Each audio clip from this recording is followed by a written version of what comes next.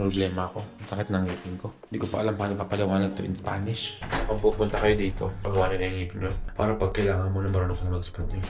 So, papunta na ako sa clinic ngayon. Isa sa mga problema ko dito kasi normally, kailangan mo ng schedule or sita. And pagka magbibigay silang appointment, pinakamaaga would be tomorrow feeling ko. Dito na ako sa loob ng clinic. Ganda naman yung clinic. Ganda. So, napuntahan ako ng doktor. Medyo matagal. Nandito ako ng mga 10:30, 11:41 na. So, bibigyan lang ako ng antibiotic. Kung magkano ibabayad ko dito ngayon. Check natin.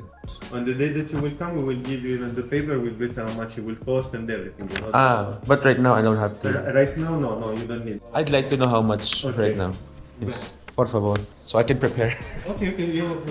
Alright, so tapos na ako dun sa dentista. Nakuha ko na yung reseta, tsaka kung magkano. Bali, paparoot kanal nila ako, tapos kung ano pang ibang kailangan. Ngayon, papunta na ako sa pharmacy para bilhin yung amoxicillin ko na for 7 days. Medyo pricey yung ano talaga, root canal, tsaka yung pasta. Ang total nito, 345.80 euros. Tapos yung reconstruction con poste de fibra. Hindi ko alam kung ano yun. Ang presyo nun is 163.02.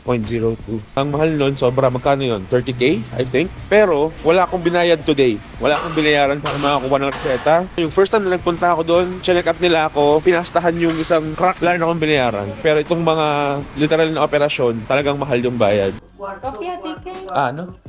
Sí, copia, por favor. Gracias. Gracias. So, nakuha ko na yung antibiotics ko. Ito. Presyo niya, 14.30 euros. Di ko lang alam kung iba yung presyo kung sa public ako nagpunta. Problema lang sa public kasi kailangan ko ng sita, kailangan ko ng schedule or appointment. So, feeling ko mas mura to kung dumaan ako sa public. Anyway, so kung pupunta ka dito, know the language or pagawa mo na lahat ng ngipin mo para wala ka ng problema. Anyway, see you next video. Bye-bye.